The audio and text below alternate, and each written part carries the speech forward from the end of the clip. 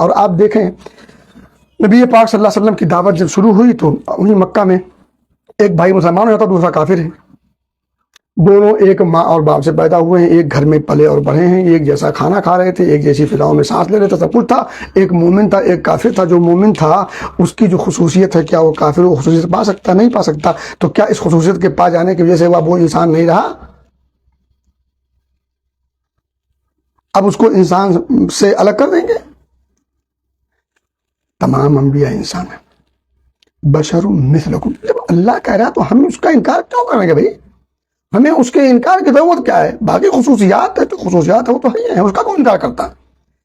کون ایسا مسلمان ہے جو اللہ کے رسول صلی اللہ علیہ وسلم ہوں یا دیگر انبیاء اور رسول ہوں انہیں انسان بھی مانتا ہو اور انہیں اپنے لیول کا مانتا ہو؟ مجھے کوئی ایک مسلمان ایسا بتا دے جو انبیاء کو انسان مانتا ہو اور انہیں اپنے لیول کا انسان مانتا ہو۔ جب نبی مان لیا تو لیول اونچا آٹومیٹک ہو گیا۔ جب بیٹے نے باپ مان لیا تو پھر انسان بھلے ہو گئے کہ ہمارے ابو انسان ہیں، تو ایک طرف وہ ابو بھی کہہ رہا ہے تو اسی طرف انسان بھی کہہ رہا ہے، اس کا مطلب ہے لیول دونوں کا سیم نہیں ہے۔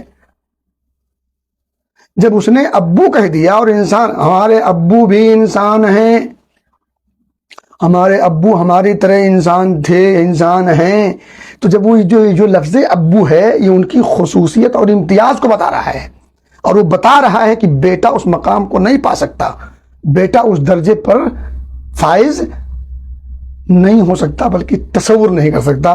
اگر اتنی بات سمجھ میں آ جائے تو میرا خیال ہے پوری بات کا نچوڑ سمجھ میں آ جائے گا۔ خلاصہ کلام یہ